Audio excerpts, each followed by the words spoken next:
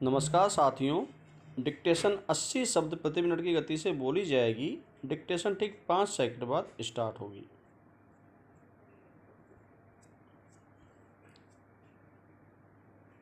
Start.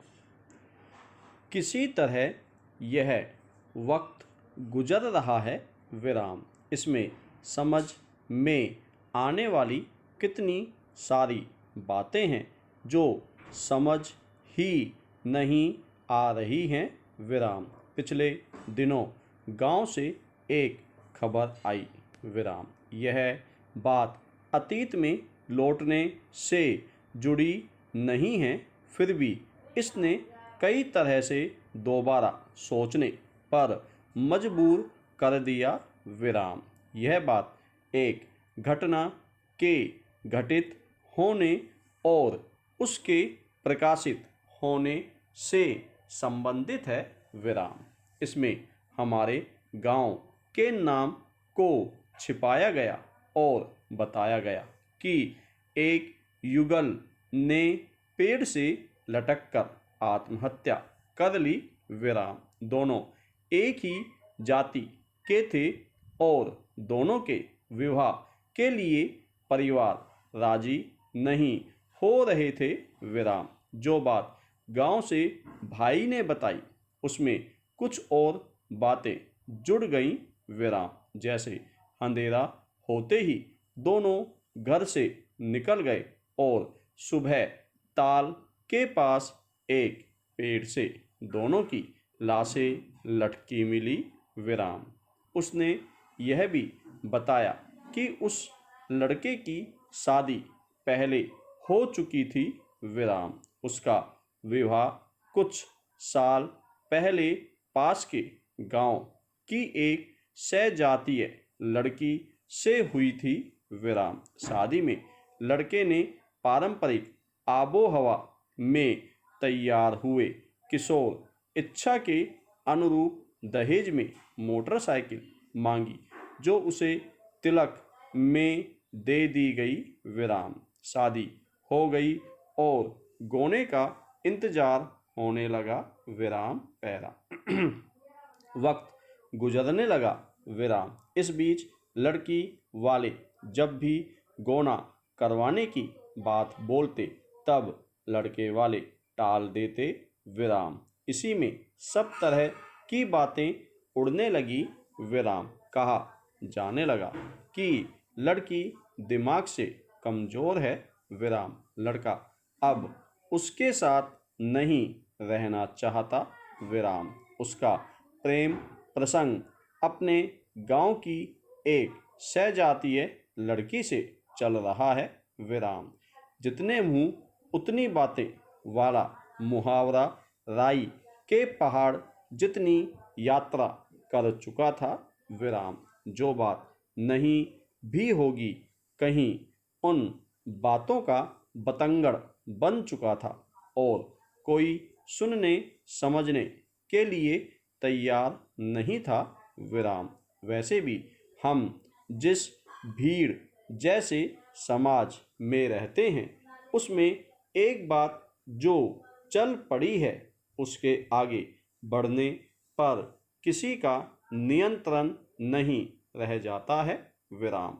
वह बात किस शक्ल में कैसा असर करेगी यह इस पर निर्भर करता है कि वह किस प्रवृत्ति या समझ वाले व्यक्ति से होकर गुजरती है विराम पैरा।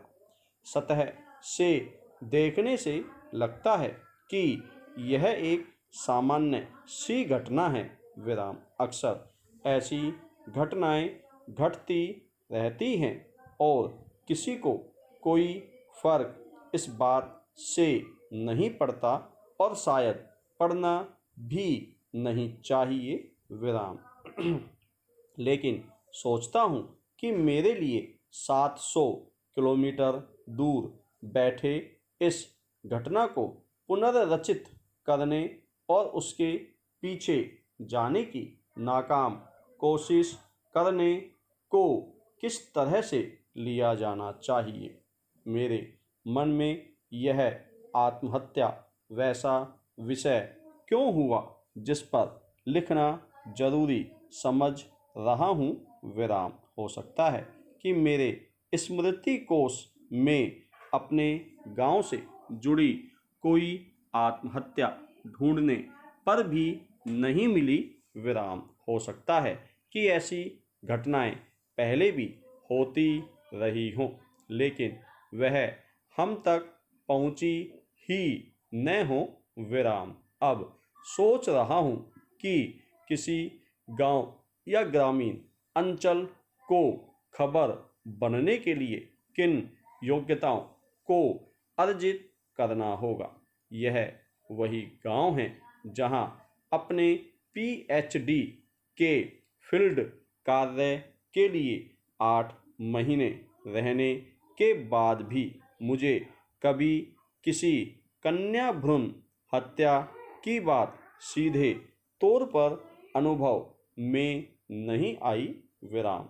ऐसा कैसे हो सकता है कि जहां लिंगानुपात इस तरह हो और उसके सार्वजनिक जीवन में उसका कोई परिलक्षण न हो, जहां परिवारों में भ्रूण हत्याओं पर एक मौन सहमति हो, वहां यही आत्महत्या किसी अखबार की सुर्खी बनी विराम। क्या यह हमारी चिंताओं के खांचों को स्पष्ट करता है? ऐसा क्यों हुआ जब सारे देश में किसानी दशकों से घाटे में चल रही हो? जो गांव भारत के सबसे पिछड़े 10 जिलों में आता हो, उस जगह से कभी किसान के आत्महत्या कर लेने की खबर कभी हमने दिल्ली में रहते हुए इतने सालों में देखी हो विराम पैरा। क्या यह हमारी सामूहिक चेतना को एक खास तरीके से ढालने का सिलसिला है? क्या यह एक ऐसी अदृश्य परियोजना है जहां हमें सोचने के लिए कुछ खास तरीकों का अभ्यस्त किया जा रहा है और यह अब कुछ कुछ दृश्य होने लगी है? जो जीवन जिया जा रहा है जिसमें इतनी सारी क्रियाकलाप एक क्षण में घटित हो रहे हैं, उन तक हम कैसे पहुंच रहे हैं? इसे दोबारा से टटोलना शुरू कर देना चाहिए विराम। क्या यह इन माध्यमों से पीछे हटने का सही समय है? सवाल है। अगर हम ऐसा करते हैं तब यह माध्यम किस तरह हमें समझ पाएंगे?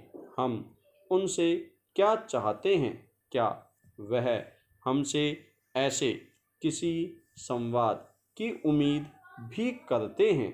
अगर वे नहीं कर रहे तब हम अपना बिजली और पैसा खर्च करके क्यों उनकी तरह अपने संसाधन को, अपने सोचने समझने के तरीकों को उन्हें तय करने दे रहे हैं?